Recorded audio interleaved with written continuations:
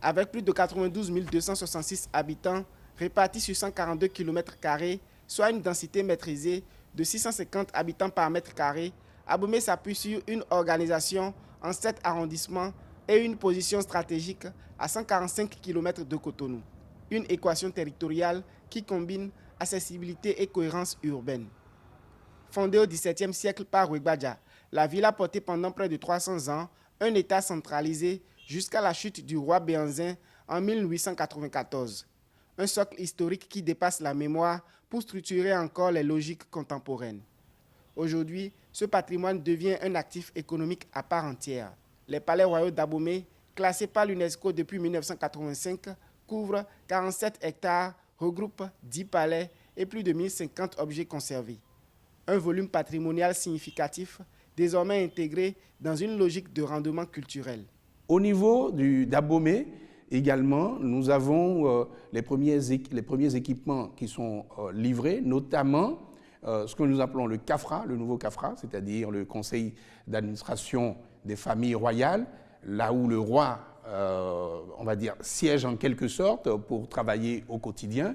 Ça permet évidemment de pouvoir libérer le site pour que les travaux puissent démarrer. Là également, nous sommes à la phase de l'appel d'offres pour sélectionner les entreprises pour que les travaux du musée démarrent, ainsi que la réhabilitation de 4 anciens palais.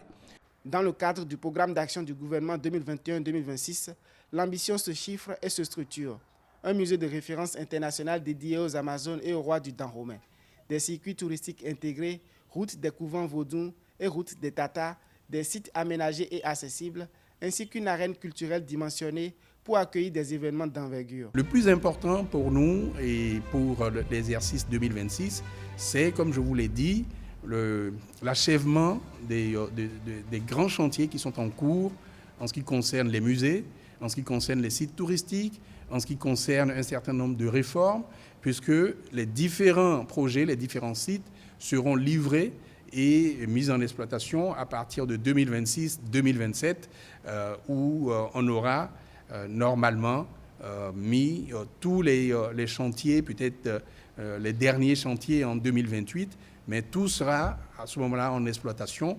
En parallèle, des classes culturelles sont déployées pour former une nouvelle génération d'acteurs capables de produire et d'exporter du contenu. Depuis 2016, le changement d'échelle est net. Plus de 100 km de routes aménagées, plusieurs axes stratégiques désenclavés, un stade omnisport réhabilité, les infrastructures redéfinissent les flux et améliorent la compétitivité territoriale. À cela s'ajoute la restitution progressive d'œuvres historiques qui renforce le stock culturel exploitable.